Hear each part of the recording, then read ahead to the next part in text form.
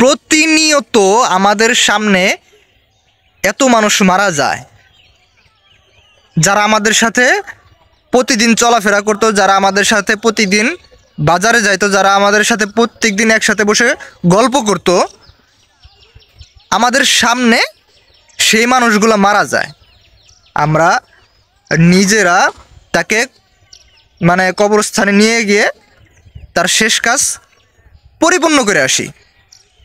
কিন্তু আফসোস আর দুঃখের বিষয় হলো, আমাদের ভিতরে বিন্দু পরিমাণ পরিবর্তন নাই।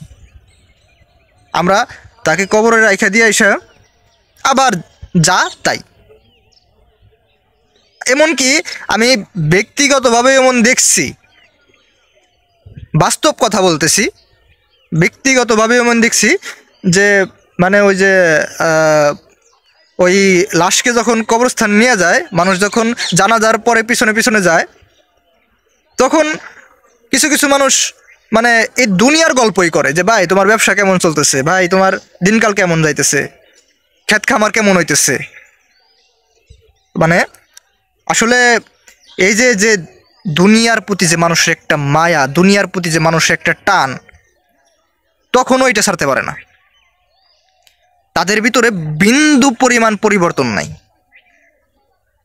তাদের সামনে দিয়ে একজন ব্যক্তি দুনিয়া থেকে চলে যাইতেছে, তাকে তারাই নিজেরাই নিয়ে যাইতেছে, রাইখা আসতেছে কবরে, কিন্তু নিজেদের ভিতরে কোনো পরিবর্তন নাই। একটু মনের ভিতরে একটু ডরও লাগে না। দেখবেন এখন মানুষের কবর দিতেছে, জানাজা পড়তেছে, এই একটা কথা কোনো সময় চিন্তা করে না সেম কাজটা আমার সাথেও হবে। ওই সামনের যে লাশটা, ওইখানে আমার রাইখা মানুষ আমার জায়গায় এসে দাঁড়ায় জানাজা পড়বে। এই যে ছোট একটা চিন্তা ভাবনা, এই চিন্তা ভাবনাটা আমাদের কারো ভিতরেই নাই। বিশ্বাস করেন আপনি, মরণের কথা মানুষ একবারও স্মরণ করে না দিনে। এমন অনেক মানুষ আছে, একবারও এটা চিন্তা করে না যে আমি একদিন মারা যাব। এমন অনেক মানুষ আছে যে এটা চিন্তা করে না, ভাই আমারও তো একদিন দুনিয়া থেকে চলে যেতে হবে, দুনিয়া থাকার জায়গা না। এরকম মানুষ সমাজে অনেক আছে যে তারা এটা একবারও চিন্তা করেন না।